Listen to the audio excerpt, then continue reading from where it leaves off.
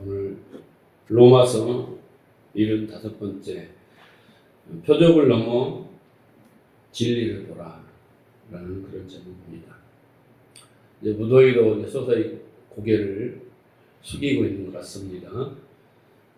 후반기 사역을 이제 준비하면서 이런저런 생각을 하게 됐어요. 그런데 앞으로 해 나가야 할 그 목회의 방향, 사역의 방향, 내용 이런 것들을 좀 생각하면서 저는 얻은 결론이 성경만 말하자 그런 생각을 했습니다. 왜냐하면 성경이 진리이고 그리고 진리는 생명이고 그리고 그 진리는 능력이기 때문에 그 성경을 통한 깨달은 그 진리가 생명이고 능력이고 또 나에게 힘이 되고 성경 말씀대로 그 자유와 또 평안과 그렇게 인도하시는 삶이 좋기 때문에 그런 체험을 했기 때문에 그런 생각을 하게 되었습니다. 성경만 말하자. 많은 그 목회자들이 그동안 그랬듯이 이 목회를 하면서 성도들이 기복적으로 부경화, 무병장수 이런 거 누리기를 원하고 또 은사를 또 원하고 또 그 다음에 성화, 그 다음에 또 교회를 성장시키는 건물을 짓고 성도 수가 많아지는 그런 성장의 목표를 두고 여러 가지 그 프로그램이나 또 성도들을 또 이렇게 훈련하고 연단하고 또 인간적인 방법들을 동원해서 다 해보지만 그 계획한 대로 안 돼요. 우리 교회도 여기가 차고 넘치면 얼마나 좋겠어요. 그런데 마음은 원이로되 안 됩니다. 안 된다는 것은 내 뜻대로 안 된다는 거죠. 그러나 내 뜻대로 안 되지만 여러분 인생도 마찬가지지만 하나님의 뜻대로 가고 있는 거예요. 내 뜻대로 하는 거지. 잘 되는 우리가 생각하는 것이 하나님의 뜻이라면 우리 생각대로 다 되겠죠. 그런데 안 되는 것은 그것이 내 뜻이고 하나님 뜻이 아니기 때문에 그래요. 저는 50년 넘게 신앙생활을 하면서 얻은 결론이에요. 결론은 결국 뭐냐? 말씀, 진리뿐이구나. 교회 안에서 여러 가지 프로그램 많이 하고 많은 일들, 많은 것들을 경험하고 했지만 결국은 다시 제자리를 돌아오게 되는데 그게 바로 말씀, 진리밖에 없구나. 그래서 요한계시록에 7 교회에 성령께서 하시는 말씀, 귀 있는 자는 들을지어다. 성령께서 교회에 우리에게 하시는 말씀을 들을지어다. 그러니까 그냥 사람이 하는 소리가 아니고 성령께서 하시는 말씀이에요. 그냥 우리가 읽는다고 되는 문제 아니라 그 읽음을 통해서 그 공부를 통해서 그 설교를 통해서 성령이 나에게 하시는 말씀을 듣는 자, 그 진리, 그를 깨달은 자, 그 자는 그 진리가 그를 이끌어가는 거예요. 진리의 삶으로 이끌어가는 거예요. 진짜의 삶으로 이끌어가는 거예요. 네. 그러니까 이 목회자, 설교, 이 말 그대로 이 프리칭이라는 것은 다만 스피커가 되는 거죠. 거기다 내 생각과 내 목적과 내 계획과 내 야심과 욕망과 이런 것들을 담는 게 아니라 그 싹 빼버리고 그냥 순수하니 성경만을 말하는 것. 말씀을 가지고 내 목적을 이용하기 위하여 사용하는 게 뭐예요? 그게 이단들이에요. 이단들. 진리를 말하지 않는 거. 그죠? 중요한 말씀만, 그럴듯한 말씀만, 자기가 주장하는 말씀만 딱 합당하게 잘 끼워 맞춰가지고 그럴듯하게. 그래서 현혹시키는. 그게 바로 이단들이죠. 자, 그래서 다만 그 스피커처럼 외치는 자의 소리. 제가 이사야 30장 3절 말씀을 목회하기 전에 받은 말씀이거든요. 광야에서 외치는 자의 소리요. 그것처럼 그 외치는 자의 소리 이의 역할만 하는 것이고 그 결과에 대해서도 연연하지 않고 그 결과에 대해서도 연연하지 아니하고 묵묵히 그 진리를 선포하는 것이 사명이다.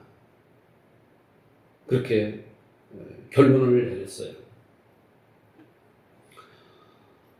이제 로마서를 이제 좀 마감하려고 합니다. 계속 해야 되는데 너무 여러분들이 지루해 하는 것 같고, 이제 이 정도 되면은 지금 로마서가 무슨 말씀을 하고 있는지의 결론을 낼 수 있기 때문에 로마서를 정리하려고 합니다. 지금까지 75번의 말씀을 지금 가르쳤는데 여러분이 75번의 설교를 들으셨어요. 로마서.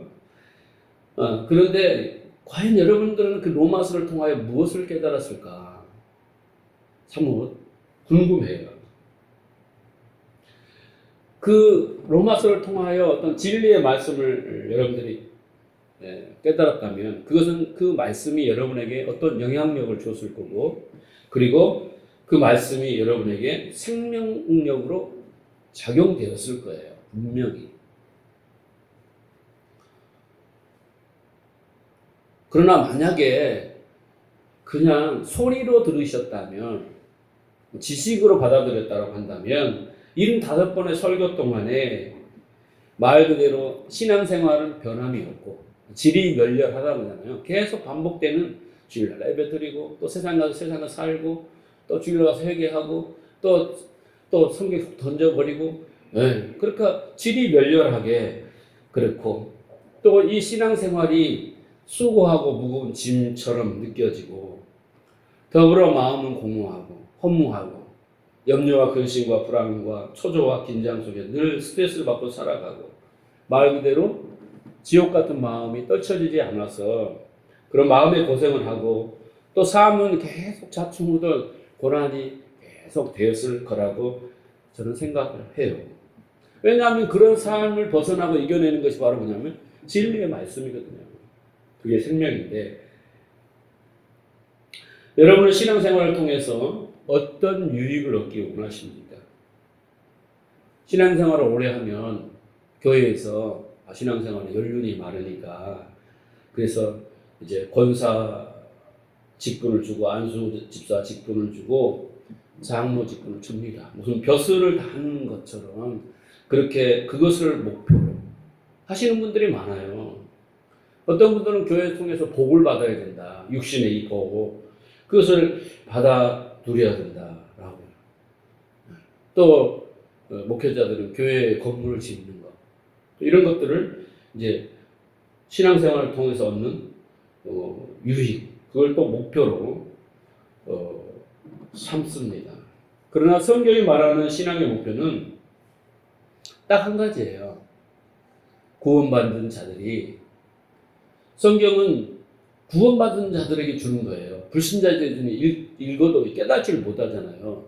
구원받는 자들에게 주는 거예요. 그러니까 구원받는 자들을 위한 성경이에요. 이게 구원이 목적이 아닌 거예요. 이렇게 구원받았다라고 알려주는 것이 성경의 첫째 목표지만은, 이제 구원받은 자들이 그 성경을 통하여 거룩하고 흠없는 하나님의 아들로 되는 거예요. 그게 신앙생활의 목표인 거예요. 그런데 이 목표가 어떻게 이루어지냐면 그 성경을 통하여 그 진리를 깨달아야 알게 되는 거죠. 그리고 그 진리를 알게 된 자만이 말씀드린 대로 자유와 평안과 누리고 그 진리를 이웃과 나누는 이웃 사랑의 삶을 살게 돼요. 그러니까 결국은 진리를 아는 것이 얼마나 중요한 일인가. 여러분 그걸 아셔야 됩니다. 여러분의 신앙의 목표는 거기에 있어야 돼요. 그거 알면 다 되는 거예요.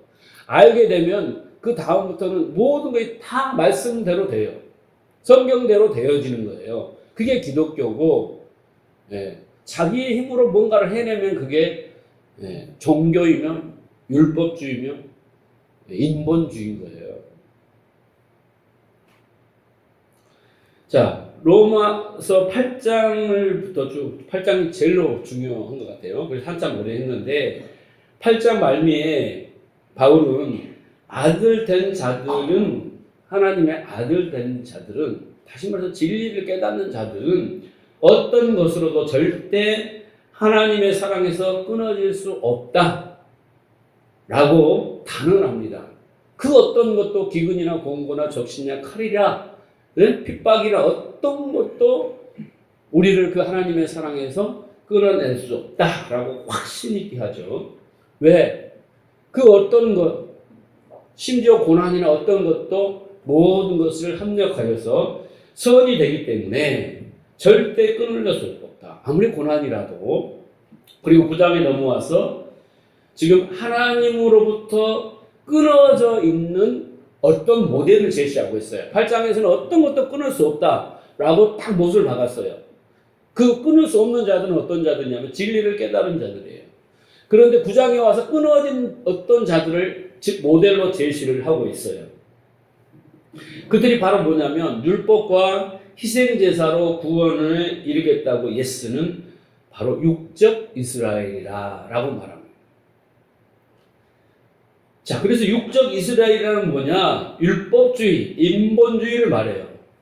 뿐만 아니라 우리의 옛 모습입니다. 옛 모습. 우리의 옛 모습이고 또 여전히 율법이나 성전에 갇혀서 포로되고 또 그 안에 갇혀 있어서 숨기고 드리고 지키고 그런 종교 생활, 하나님을 우상으로 섬겨서 자기의 수단으로 삼고 자기의 뭔가를 이루고자 하는, 성취하고자 하는 그런 자들을 말하는 거예요.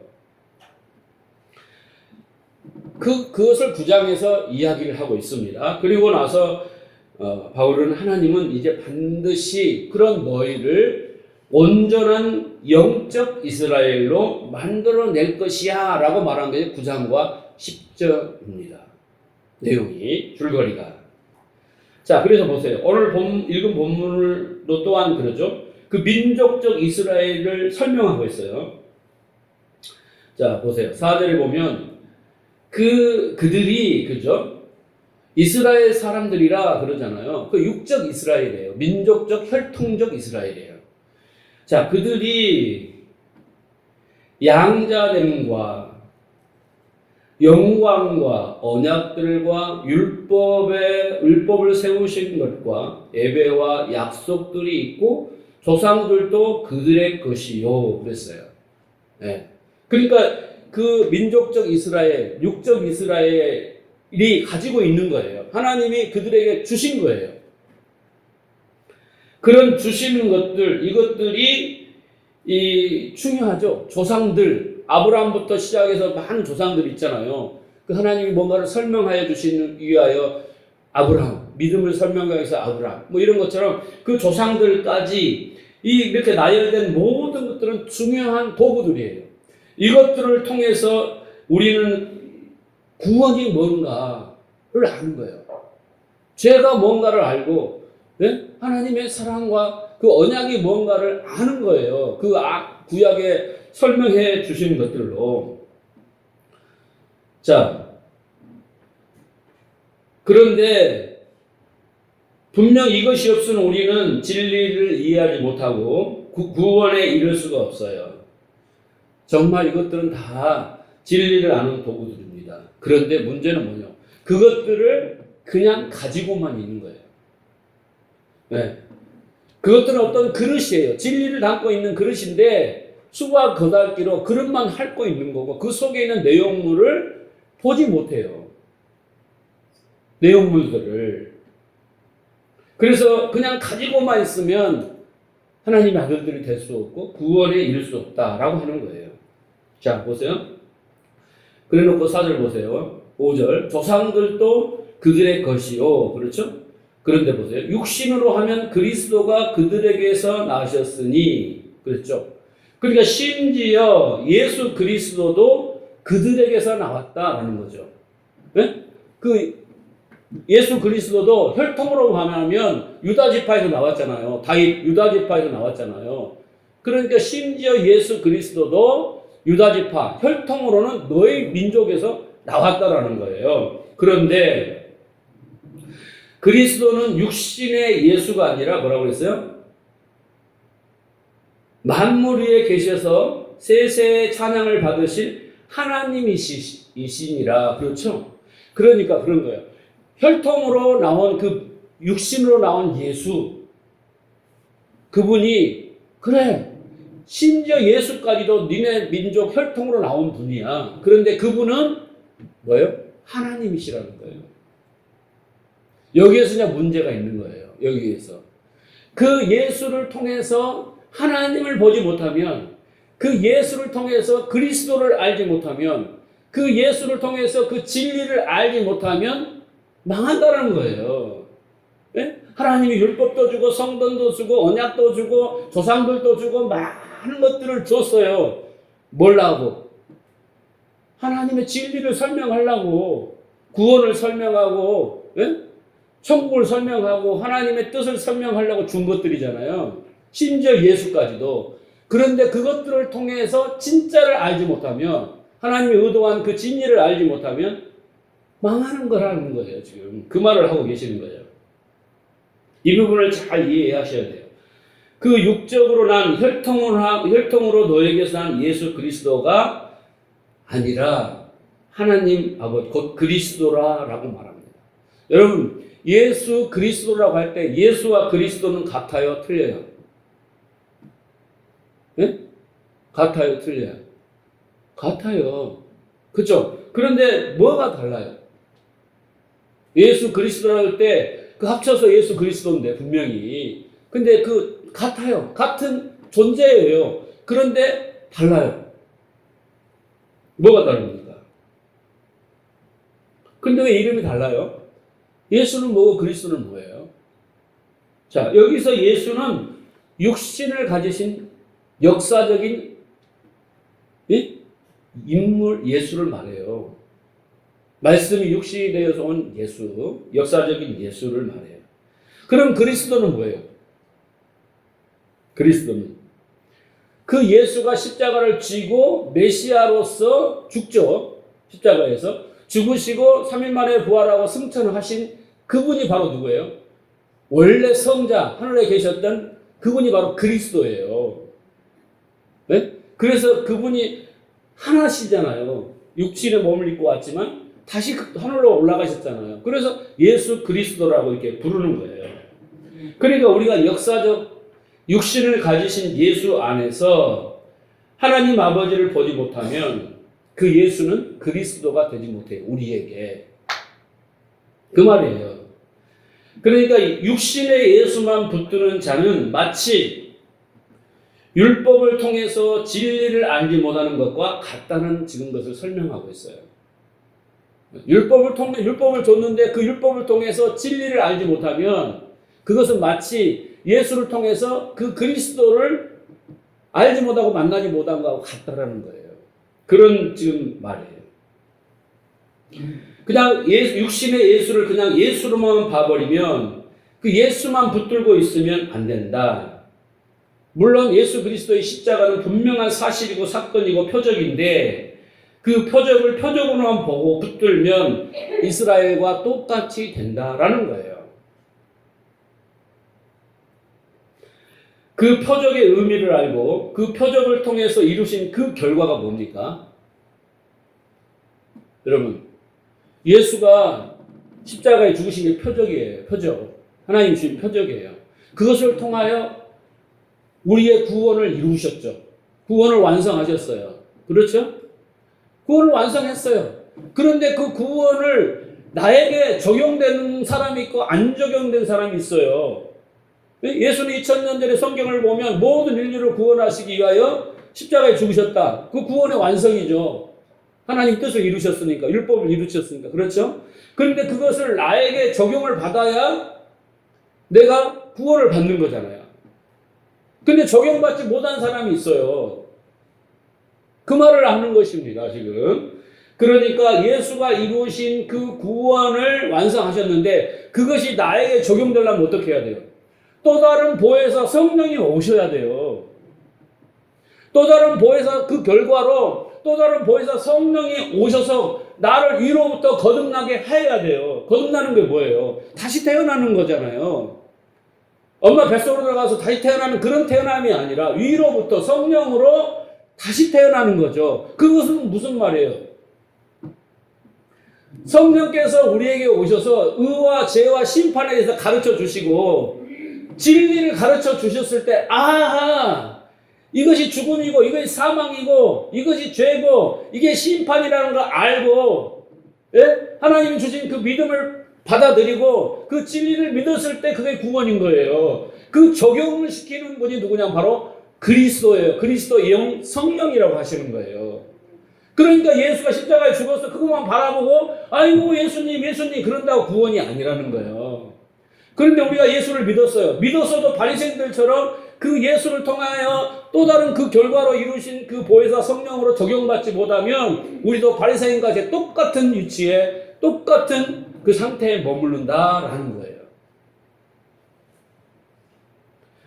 그래서 우리가 뭐랍니까? 진리의 영이신 성령으로 충만한 상태가 되어야 된다. 그렇죠? 충만. 그 충만이 뭐예요? 내 것이 비워지고 하나님 것으로 채워지는 거네요. 그럼 내 것이 비워진다는 건 뭐예요? 내 안에 비진리, 신념, 사상, 가치, 철학, 모든 세상의 이치가 다 비워지고 하나님의 말씀이 내 안으로 채워지는 것, 그게 바로 진리고 생명이잖아요. 그 진리가 나를 이끌어가는 거예요. 나를 지배하고 영향하는 거예요. 참된 길로 이끌어가는 거예요. 그게 충만이에요. 그걸 누가 하신다고요? 성령이 하신다고. 내가 아무리 머리를 쪼개내서 집어넣으려고 해도 안 되는 거예요. 그건 깨달으면 되는 거죠. 네? 그러니까 성도가 그리스도, 곧 성령을 통하여 진리를 깨달음이 없다면 이스라엘과 같이 율법, 성전 이런 것들을 다 가지고 있지만 그것들을 통해서 진리를 보지 못하는 소경, 진리를 보지 못하는 소경이요. 듣지 못하는 귀머거리. 그 진리를 깨닫지 못해 자기가 죄인인 걸 감각이 없는 문둥병자. 그리고 더러운 말을 하는 귀신. 진리를 말하지 못하는 건 귀신이에요. 거짓을 말하는. 그리고 외식하는 자, 회칠하는 무덤. 그 뱀의 가르침을 받는 독사의 자식, 마귀의 자녀가 되는 거예요. 그렇게 사는 거예요. 네? 진리를 깨닫지 못하면 바리새인들과 같이. 그러니까 쉽게 말하면 바울이 지금 나열하고 있는 지금 쭉 말했잖아요. 4절에 양자됨과 영광과 언약들과 율법을 세우신 것과 예배와 약속과 조상들 하나님이 그 표적으로 주셨어요. 세메이온 표적으로 주셨어요. 뭐 하려고? 가르치려고. 네? 그것이 뭐라고 했어요? 그릇이다 그랬잖아요. 진리를 담아서 던져줬어요. 우리에게. 근데 율법을 던져주니까 어떻게 하면 잘 지킬까? 이것만 머리에 쓰고 영어를 하는 게 바리새인 아닙니까? 그거 잘 지키라고 준 게 아니라 그걸 통해서 인간의 그 부패함과 불가능, 그 율법을 지켜낼 수 없는 불가능과 무기력과 만물보다 부패한 그 인간을 알고 하나님의 거룩을 알고 그걸 알아서 어떻게 해요? 아이고 내가 죄인 중에 개수구나. 그거 알라고 준 건데 그건 알지 못하고 어떻게 하면 잘 지킬까? 잘 지키면 복 준다네? 못 지키면 막 작사를 낸다네? 그래 두려워서 잘 지켜야겠네? 예배에 빠지면 하나님 복을 안 준다네? 뭐 재산을 거둬가신다네? 뭐 이런 식으로 생각하는 거예요. 인간의 머리가 만들어내는 것은. 근데 하나님이 그것 때문인 게 아니에요. 그래서 그 내용물을 담아서 그릇에 담아서 보여주는 것, 그것을 표적이라고 하는 거예요. 네? 사인, 시그널, 이것이라고 하는 거예요. 심지어 육신으로 오신 예수도 표적이다 그 말이에요. 네? 그래서 그 표적을 보고 그 안에 내용물, 그 진리를 알지 못하는 한은 우리는 아무리 신앙생활 열심히 해도 도루묵이에요. 그렇게 바리새인들처럼 열심히 해도 그들도 도루묵 아닙니까? 맨날 예수님한테 욕만 먹고 책만 맞잖아요. 자, 누가복음 2장 12절을 보세요. 너희가 가서 강보에 쌓여 구유에 누인 아기를 보리니 이것은 너희에게 표적이니라 그랬어요. 예수가 태어나셨을 때 어떻게 해요? 여관에 사람이 꽉 찼어. 누일 데가 소적으로 가니까 사람들이 많이 운집해가지고 누일 데가 없어가지고 마구간에 누이게 됐어요. 집 깔고. 그래서 누일 데가 없어서 그 마구 구유통 있잖아요. 먹이통. 거기에 누우셨다라는 이야기죠. 자, 그런데 이것이 표적이래요. 여러분 가만히 생각해 보세요. 예수님이 말구에 누워있는데 뭐 표적이야? 표적이에요.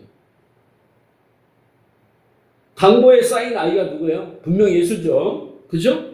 구유에 누이는 아기가 바로 아기 예수가 표적이다. 이렇게 이야기한단 말이에요. 여러분 구유라는 말을 원어를 찾아보면요. 하나님께서 하늘의 성전을 눈에 보이는 약속으로 주신다. 그 말 뜻이에요. 하늘의 성전. 그것을 우리에게 약속으로 주시는 거예요. 그게 뭐예요? 우리를 성전으로 만드시겠다는 의미인 거예요. 네? 구유라는 뜻이 그런 의미를 품고 있단 말이에요. 그러니까 이 에부스 구유라는 것은 우리가 한국말로 하면 먹이다 그런 뜻이죠. 그죠? 구유는 먹이통이잖아요. 그러니까 지금 그 구유에 누워있는 예수가 무슨 뜻이냐면 그 하늘의 성전을 우리에게 주시는, 우리를 성전되게 하여 주시는 선물이에요. 그것을 주시는 그 약속이 바로 예수님이 지금 구유에다 딱 누이시는 상징인 거예요. 그게 뭐예요? 구유에 누우신 게 뭐예요? 바로 양식이에요. 구유 속에 있는 것을 먹어야 되니까. 그래서 그 구유에 예수가 누워 있어요. 뭘로? 우리의 양식으로. 응? 근데 그 양식의 내용이 뭐예요? 하늘의 성전. 그걸 우리에게 선물로 주시는 거, 그 양식이에요. 아, 우리가 성전이라며. 우리 안에 성령이 거하시고 너희가 성전인 걸 모르냐 그러잖아요. 그게 그 하늘의 성전을 우리에게 주시겠다는 그 약속의 상징으로 그렇게 그 구유에다가 우리가 먹어야 그렇게 되니까 그 양식으로 보여준 그 표적이 바로 뭐예요? 그래서 예수님을 구유에 누이셨대요. 그러니까 구유에 누우신 예수가 우리의 양식이라는 걸 알려주는 거예요. 그래서 그것을 그 상징을 내용으로 보면 아, 예수는 하늘에서 내려온 생명의 떡, 참된 양식으로나. 예수님도 내 살과 피를 먹으라 그랬죠. 그랬죠? 그 예수가 길이요 진리요 생명이에요. 그래서 그 양식, 그 말씀을 먹으면 우리가 생명을 얻고 구원받고 사는 거예요. 그걸 아는 거예요. 그런데 우리는 어떻게 구유를 보고 뭐라고 그래요? 아, 누일 데가 없어서 구유에 누웠구나. 왕이 구유에 누웠어. 인간들 나쁜 놈들이야. 나 같으면 구유 아니라 내 집을 내줬겠네? 이렇게 말한단 말이에요. 어떻게 구유에 그렇게 그 왕께서 누우셨나? 그러니까 안타까우고 넘어간다고. 네? 그러니까 그 구유에 누우시는 그 한 장면이 어마어마한 그 진리를 품고 있는데 우리는 그냥 수박 거닫기로 하고 넘어간다. 그 말이에요. 그럼 어쩐다? 예수를 우리가 양식으로 생각하지 않는다는 거예요. 세상의 많은 가르침들을 양식으로 삼지만 예수의 말씀을 진리, 그 생명 양식으로 삼지 않는다고. 의미를 모르니까. 성경은 계속 예수님이 생명의 떡, 하늘로서는 산떡이라고 계속 그 양식이라고 나를 먹으라고 계속 이야기하는데 살과 피를 어떻게 먹어? 뭐 인육을 먹는 뭐 식인종이야? 이렇게 말한다니까. 그 의미를 못 알으니까. 일차원적으로 해석을 하니까.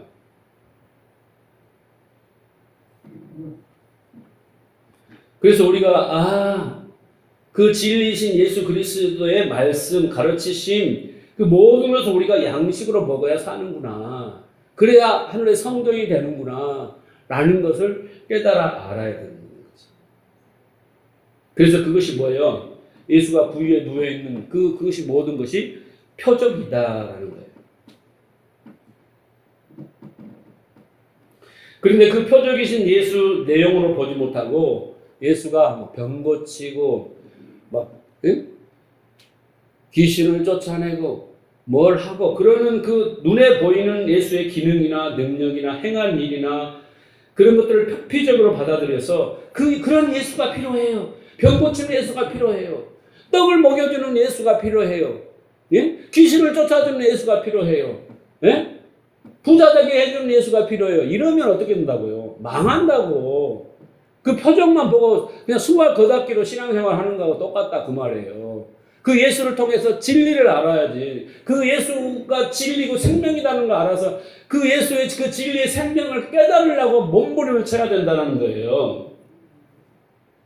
자, 마태복음 16장 1절 보세요. 바리새인들과 사두개인들이 와서 예수를 시험하여 하늘로서 오는 표적을 보이기를 청하니 예수께서 대답하시되 너희가 저녁에 하늘이 붉으면 날이 좋겠다 하고 아침에 하늘이 붉고 흐리면 오늘은 날이 굳겠다 하니 청기를 분별할 줄 알면서 시대적 표적은 분별할 수 없느냐 라고 말해요. 그러니까 여러분 그냥 저도 이 거절에서 일을 했기 때문에 제일 먼저 밤새도록 일기예보 보는 거예요. 네? 그 다음날 장비와 인력을 막 투입해놨는데 그걸 빨리 취소를 해야지 비가 오면. 안 그러면 하루 일당 다 줘야 되면 하루에 인건비 뭐 하면 한 몇천만 원이 나가니까 일기 전화해보고 계속 일기예보를 받아요. 그리고 아침 되면 새벽에 나면 일기를 관찰해. 그래서 하도 박사가 돼가지고 구름을 보면 새털 구름? 오늘 좀 날씨가 흐리는데 아니야 흐리다 말 거야. 막 이 경험을 해요. 네? 그렇게 지금 하늘을 보고 하늘이 좀 붉으니까 괜찮겠네. 아침에 붉으니까 비가 오겠나 이런 정도는 인간들이 분별해야 된다는 거예요. 근데 하나님이 이 자연 만물을 보면서 그런 것 때문에 구름을 만들었고 붉은 노을을 만들었고 그걸 만들었겠니 그 말이에요. 예수님이. 예? 그건 다 껍데기에 불과하는 거예요. 그런데 시대의 표적은 분별할 수 없느냐라는 거예요. 예? 시대의 표적 뭐예요? 하나님이 말씀하시고 하나님이 역사하시고 하나님이 우리에게 가르쳐주는 그런 것들은 알지 못하는 거예요. 여러분 인생에 많은 일들이 일어나는데 그게 바로 시대의 표적이에요. 하나님이 그 크로노스 속에 살지만 그 카이로스를 경험해서 믿음을 경고케 하고 그 진리를 깨달아 하나님을 붙들고 정말 아들들을 만들려고 순간순간 하나님이 그 카이로스를 던지시는데 그걸 분별을 못하는 거예요. 그래서 그 크로노스 세상에서 어떻게 하면 잘 살고 어떻게 하면 고난 안 받고 어떻게 안 아프고 그거에만 몰두해 있다라는 거예요. 4절 보세요. 음란하고 악하고 음란한 세대가 표적을 구하나 요나의 표적밖에 보여줄 것이 없대요. 저희를 따라가심에 제자들이 건너편으로 갈새 떡 가져가기를 잊었느니 6절 예수께서 이르시되 상가 바리새인과 사두개인의 누룩을 주의하라 그런 거예요. 음란한 세대가 표적을 구하는 거예요. 표적. 눈에 보이는 것들, 나에게 유익한 것들만 구해요. 하나님이 주신 그 표적들 속에서의 그 진리를 알지 못하고. 자, 그런데 보세요. 예수님께서 지금 오병이어를 끝내고 남은 12방 광주리가 남았잖아요. 근데 그걸 가지고 가는데 지금 뭐라 그래요? 떡을 가져가기를 잊었더니 그러면서 여기 한 가지 와서 떡 가지고 싸우고 있으니까 예수님께서 뭐라고 말합니까? 누룩을 주의해라 라는 거예요. 누룩은 무슨 뜻입니까? 누룩이라는 건 뭐예요? 섞음, 변질의 대명사가 누룩이에요. 네? 그러니까 바리새인들, 사두개인들이 뭐예요? 누룩의 대명사예요. 뭐예요? 그 진리를 섞어버리는 거예요. 섞어버려서 그 진리를 보지 못하게 하는 거예요. 네? 그것을 주의해라 하는 거예요. 순수한 진리를 받은 게 아니라 자꾸 섞어가지고 자기에게 유리하게 그렇게 하는 그런 거짓 선지자들을 주의해라 라는 것이죠. 이스라엘 백성도 하나님이 하늘에 만나를 주니까 뭐라고 그래요? 아, 이게 뭐야? 몰라요. 자기 입으로 진리를 말해. 이게 뭐야? 몰라. 만나를 주니까 만나가 뭔지를 몰라. 그 만나가 뭡니까?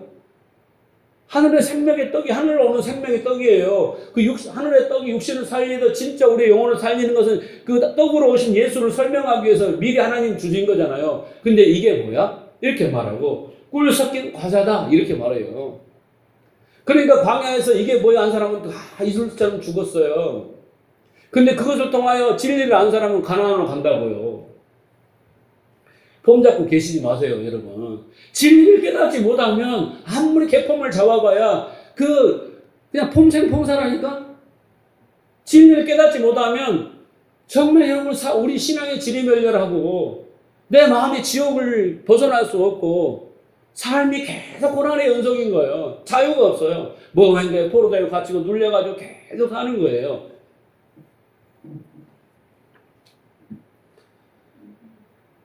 자, 또 한번 볼게요. 바울은 이 율법주의에 빠져있는 이 갈라디아 교회에 대해서 아주 원색적으로 책망을 합니다. 5장 4절 보세요. 갈라디아 5장 4절. 율법 안에서 의롭다함을 얻으려 하는 너희는 갈라디아 교회예요. 이게 갈라디아 교회가 지금 진리를 깨닫지 못하고 율법 붙들고 신앙생활을 하고 있는 거예요. 그러니까 그리스도에서 끊어지고 그런 거예요.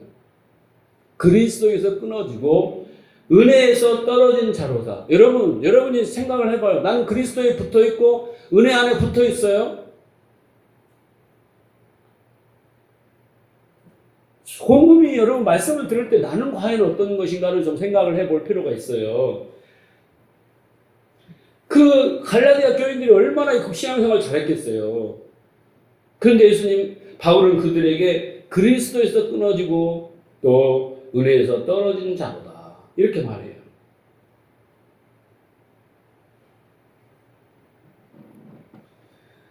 예수님도 율법에 대해서 너희는 이렇게 들었으니 내가 진실로 진실로 이렇게 말하노라. 이게 뭐예요? 산상수훈이에요.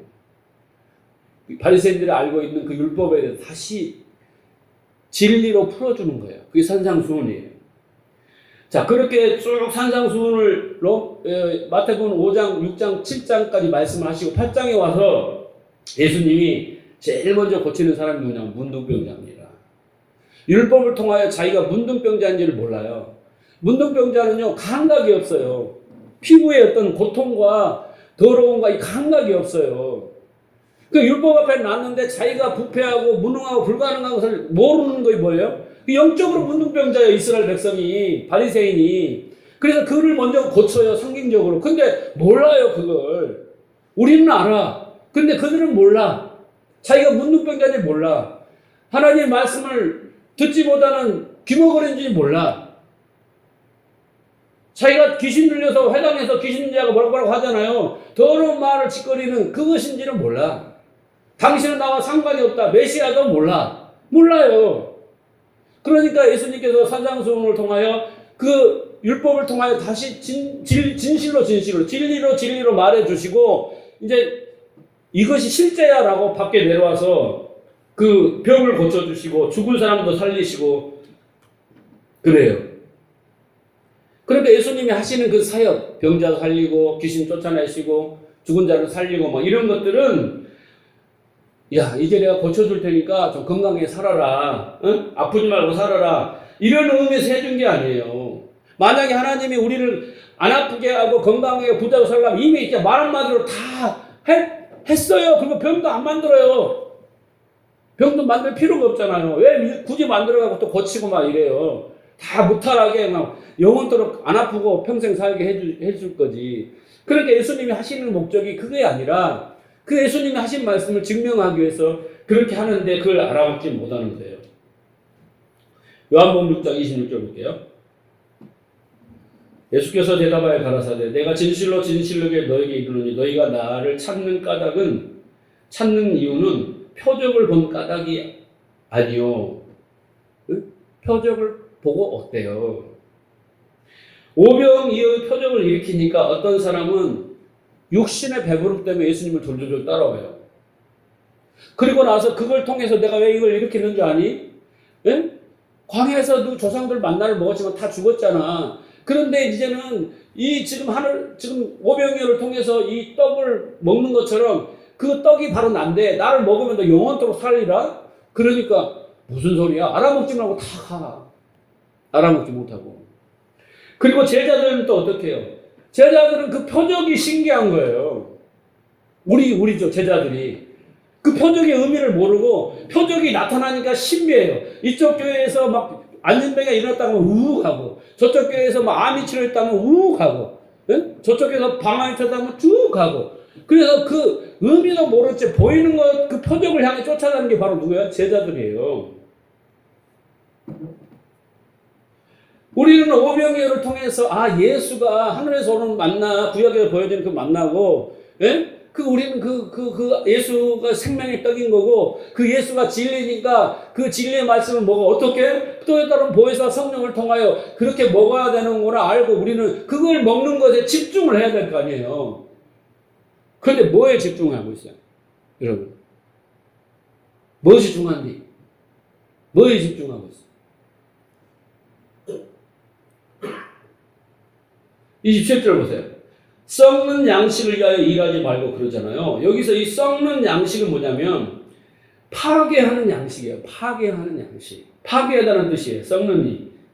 그러니까 내가 너희에게 내려준 그 표적을 진리로 받아내지 못하면 그게 너희를 파괴하는 양식이야. 라는 거야. 여러분, 율법이 우리를 파괴해요. 죄에 값은 사망이라며요. 율법으로는 우리를 구원하지 못해요. 그죠? 그 율법만 계속 붙들고 있으면 우리는 결국 그 값은 사망에 죽어요. 율법에서 벗어나올 수가 없어요. 율법이. 근데 그 율법을 통해서 진리를 알면 살아나는 거예요. 벗어나는 거예요. 왜? 율법은 아니고 던지고 뭐예요? 율법을 통해서 복음을 아는 거예요. 그죠? 복음을 아는 거예요. 복음을 알게 된 거예요. 그래서 그 복음 예수 그리스도를 붙잡고 그 하나님의 자기 의를 버리고 하나님의 의를 잡으며 사는 거예요. 그렇게 던져준 건데 그거하고 계속 붙들고 오면 율법의 결론에 쇠가 빠지게 평생 수고하고 몸을 쉬고 율법이 마지막에 너 죄에 값은 사망이야. 죽어. 지옥으로 가자. 그런다니까요. 자, 그래서 썩은 양식을 위해서 일하지 말고 그 말이에요. 그 다음에 영생하도록 하는 양식을 위하라. 이 양식은 인자가 너에게 주리니 인자는 아버지 하나님의 인치신 자니라 그래요. 그 인자가 누구예요? 하나님의 아들이죠? 예? 그 인친다는 것은 곧 우리가 뭐예요? 성령으로 인친다 그럴 때 성령을 말씀하고 있는 거예요. 그래서 그 진리, 그 말씀을 가지고 있는 자가 너희를 인친, 그 성령을 통하여 우리에게 어떻게 해요? 먹여, 그 양식이 되게 할 거라라는 거예요. 그러면 지금까지 쭉 정리를 해보면 중요한 거 한 가지를 발견하게 돼요. 신앙생활이란 뭘 열심히 하는 게 아니에요. 뭘 열심히 하는 게 아니에요. 바리새인들처럼 과거에 그 바울이 사울이었잖아요. 그 사울처럼 율법 앞에서 거룩하고 흠없는 사람이 되거나 희생의 제사를 열심히 드리거나 많은 헌신과 봉사를 하는 게 아니에요. 그것은 다 자기 영광을 위해 한 것이고 자기 힘으로 한 거예요. 그래서 자기 의가 되고 자기 영광이 되고 그걸로 자기의 구원을 챙기고 복을 챙기는 수단에 불과했어요. 그 결과요, 예수님은 그들에게 외식하는 자라고 했고요, 회칠한 무덤이라고 했고요, 독사의 마귀의 자녀라고 했고요, 지옥에 가서 이를 갈면 슬피 울 거라고 했고요. 예? 너희가 그 행위의 부요함으로 부자가 되어 가지만 그 뭐예요? 그 구렁이에 있어 물 한 방울 달라고 애원하는 그런 존재가 될 것이라 라는 거예요.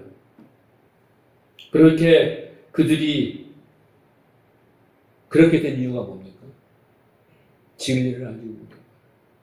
여러분, 제가 진리 하니까 막 헷갈려요? 여러분이 그 말을 못 알아들으면 참으로 안타까운 거예요. 진리를 알지 못해서 그 표적 너머에 그 진리를 발견하지 못하고 그 주시는 표적들만 붙들고 살고, 예? 지금 예를 한 가지 제가 들잖아요. 그 율법만 붙들고 살면 결국 율법이 너에게 마지막 너 죽어 근다니까요. 근데 뭐가 좋다고 그 율법을 붙들고 율법이 시킨 대로 열심히 하고 있는 거예요. 물론 그렇게 하다가 손들 때가 있겠죠. 언젠가는. 근데 그렇게 하지 말고 지금 좋은 말로 가르쳐 주잖아요. 알아먹으라고. 근데도 몰라. 성령이 하셔야 되는 거예요. 오늘날 교회 안에도요, 그렇게 엉터리로 예수를 믿는 사람이 얼마나 많은지 몰라요. 저마다 나름대로 예배를 하고 예수 이름을 들먹이고 찬양하고 약속을 붙들고 기도하고 그 믿음의 조상들을 이야기하고, 근데 전부 껍질만 붙들고 있어요.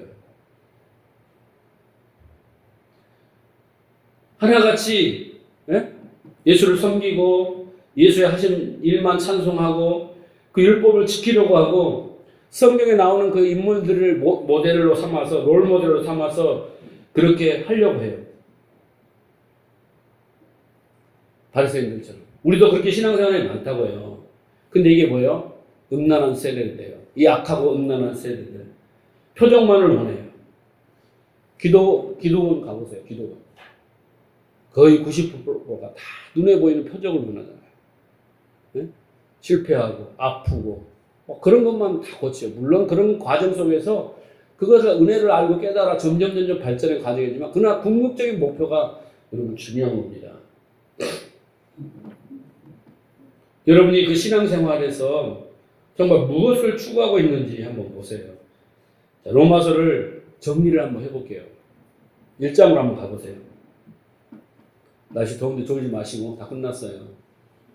중요한 말씀입니다. 로마서를 총결산하는 말씀인데 여러분 이제 다음 주부터는 진리 그렇게 로마서가 말한 그 율법과 진리 이제 그 진리에 대해서 할 건데 지금 이 로마서에 지식이 없으면요 그 진리를 받아들일 수가 없고 여러분 그 목마름도 없어요. 맨날 똑같은 바리새인들처럼 그 질이 멸렬한 신앙생활 수고하고 무거운 짐을 짓는 그런 반복되는 신앙생활 속에 삶 속에서 계속 고난 속에 살아야 되는 거예요. 자 로마서 1장을 보세요. 16절을 같이 읽어봅시다. 시작.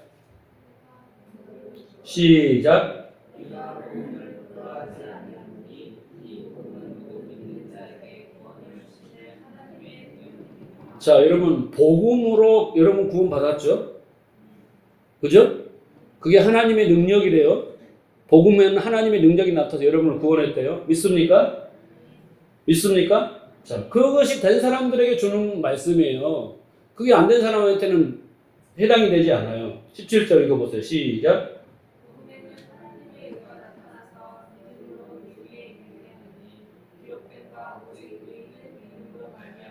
자, 하나님의 능력으로 그 복음으로 구원받는 자들에게는 하나님의 의가 나타난대요. 그런데 뭘 하냐면 그거에 나타나서 믿음으로 믿음에 이르게 한대요. 그러니까 여러분 앞에 믿음과 뒤에 믿음이 달라요. 네? 앞에 믿음은 뭐예요? 앞에 믿음은 히브리서 11장에 그 바라는 것들의 실상 보지 못하는 게 증거라겠죠. 그 하나님의 표적으로 주는 거예요. 아까 로마서 그 10장에서 읽었잖아요. 4절에서 양자됨과 율법과 언약을 세우심과 모든 거죠. 표적으로 주는 것들이 뭐예요? 다 티데미 차선을 두어서 성전에서 하나하나 설명해 주는 것처럼 보여주는 그 모든 것들이 뭐예요? 믿음이에요.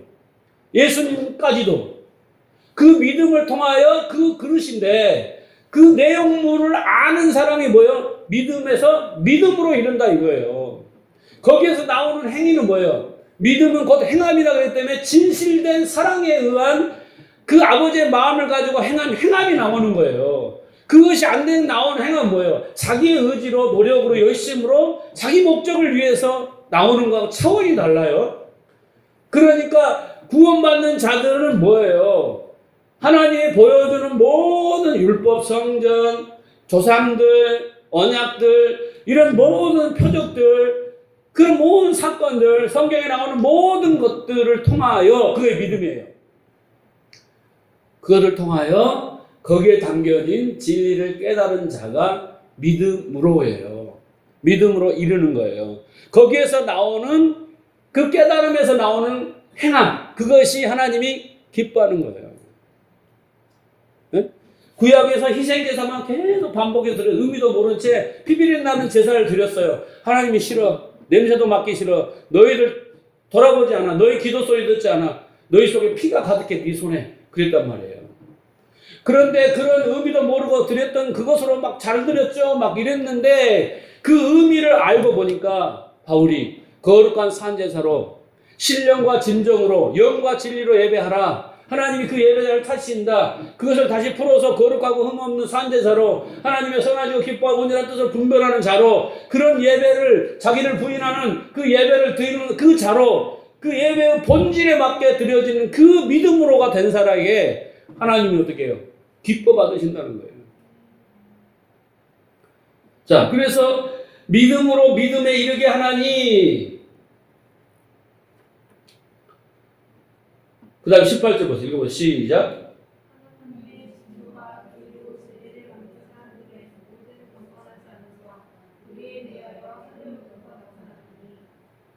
여기 보세요. 그 불의가 있어요. 복음에는 하나님의 의가 나타나 제가 설명한 게 다 하나님의 의란 말이에요. 그런데 불의라는 게 있어요. 불의가 그 진리를 알게 하는 것을 막는데요. 그게 그 불의는 뭐예요?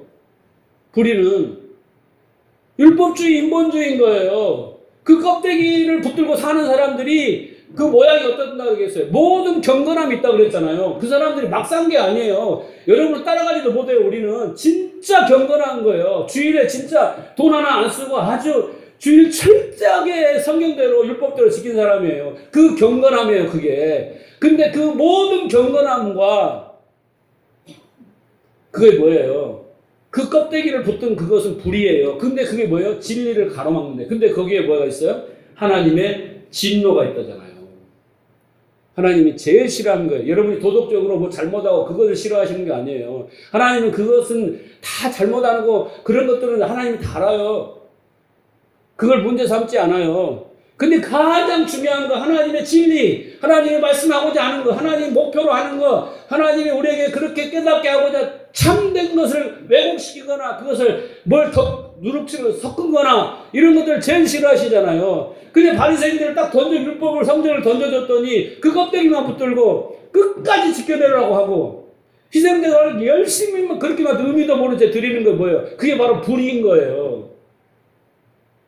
우리가 신앙생활 하면서 여기 와서 하나님의 뜻을 알고 하나님 뜻 앞에 나를 쳐서 복종하며 하나님 뜻에 맞게 나아가려는 내가 돼야지 하나님을 내가 이용해서 뭘 잘 되려고 하는 거 그게 뭐예요? 그게 우상이에요.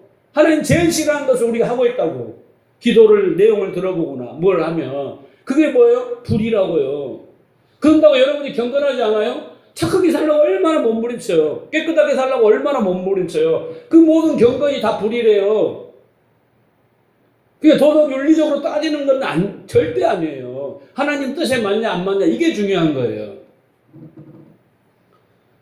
하나님의 진노 심판의 대상이라는 거예요. 자 21절 23절을 보면 뭐라고 했어요? 자 읽어볼까? 21절 23절 시작.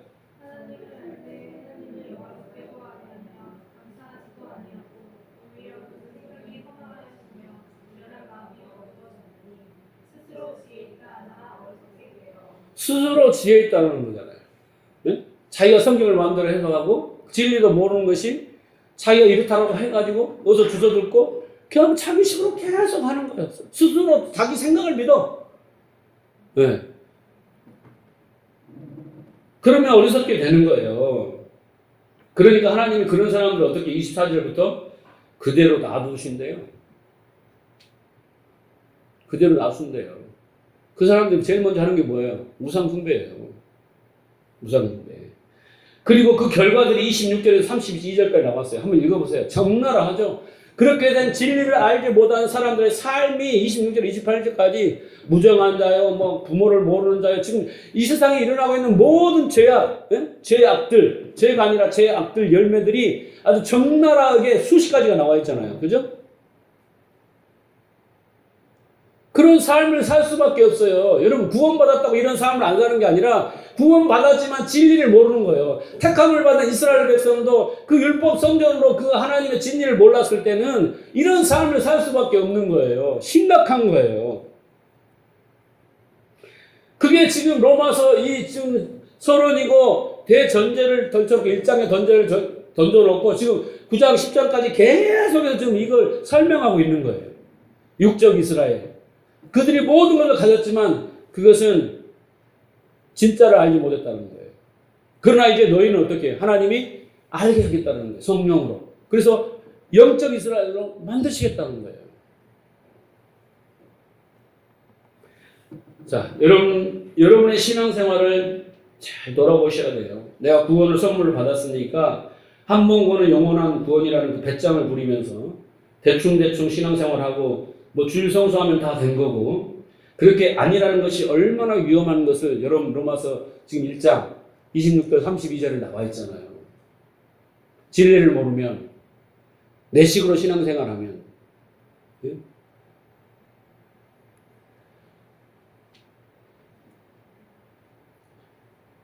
이스라엘 백성들, 유대인들, 바리새인들은요 얼마나 열심히 기도하고 하루에 3번 기도하고 일주일에 2번 금식하고 얼마나 공부하고 구제하고 예배하고 헌신하고 얼마나 훌륭한 신앙생활을 했는지 몰라요. 근데 예수님이 뭐예요? 나 너 모른다. 이 불법을 행하는 자들이라 이렇게 말씀하신다니까요. 그들에게. 네? 여러분 우리는 그들은 황새, 우리는 뱁새요. 따라가지도 못해요. 그러면 우리는 오죽하겠냐고. 오죽하겠냐고. 그런데 그들과 우리의 차이가 딱 한 가지 있네요.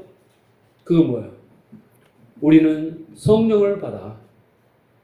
성령께서 우리를 가르치시는 거예요. 네? 죄와 의와 심판이 뭔가 대해서 가르치는 거예요. 근데 바리새인들은 모른다니까. 율법을 지고도 죄와 의와 심판을 몰라요. 성전을 지고도 그 성전 희생제사를 드리고도 그 의미를 몰라요. 그런데 우리는 성령을 받아서 그것을 알게 하신다는 거예요. 그게 복 아닙니까? 그런데 여러분이 과연 그렇게 진리를 알려고 사모하시느냐는 거예요. 신앙생활의 궁극적인 목표가 뭐예요?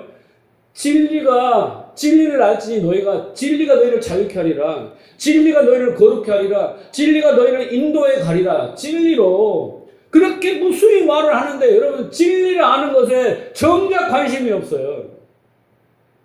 목마름이 없고 사모하는 마음이 없어요. 뭐 내가 다 아는 거. 응? 여러분 그거 정말 심각한 거예요. 네. 그 좋은 것들을 다 가지고도 지금 책망받는 이스라엘. 우리 좋은 거 다 가졌어요. 그런데 그걸로 정말 진리를 알지 못하면 로마서 1장 26절 이하 32절 이하의 삶이 그대로 여러분 삶 속에 펼쳐진다는 것을 기억하시기 바랍니다. 관건은 다 하나예요. 열심을 내라는 게 아니에요. 딱 한 가지 열심을 내는 거예요. 말씀의 자리, 기도의 자리. 그것이 열심을 내야 돼요. 네, 그 깨달음이, 진리의 깨달음이 그것이 뭐예요? 여러분을 복되게 해요. 행복하게 해요. 네, 로마서가 그것을 이야기하고 있어요. 그래서 이제 로마서를 마감합니다. 마감하고 이 뒷부분은 또 다음에 이어서 하도록 하고. 이제 중요한 것은 여러분들이 진리를 아는 게 중요하겠죠. 지금 전까지는 뭐예요? 율법과 진리의 그 차이. 지금 하나님이 보여주신 모든 것들로 붙들고 사는 그 삶이 아니다라는 걸 깨달아야 돼요. 길이요 진리요 생명이신 예수 그리스도. 하늘의 양식. 그걸 먹어야 된다는 투철한 사명감과 열정과 소망과 갈망이 불타올라요. 네? 그 목사님은 막 수련회를 가든 어디 가든 어떻게든 하나라도 더 가르쳐주는데 어떻게든 뺀질뺀질대고 안 하려고 하고 내가 뭐가 아쉽냐고. 여러분이 아쉬워야 되는 거 아니에요?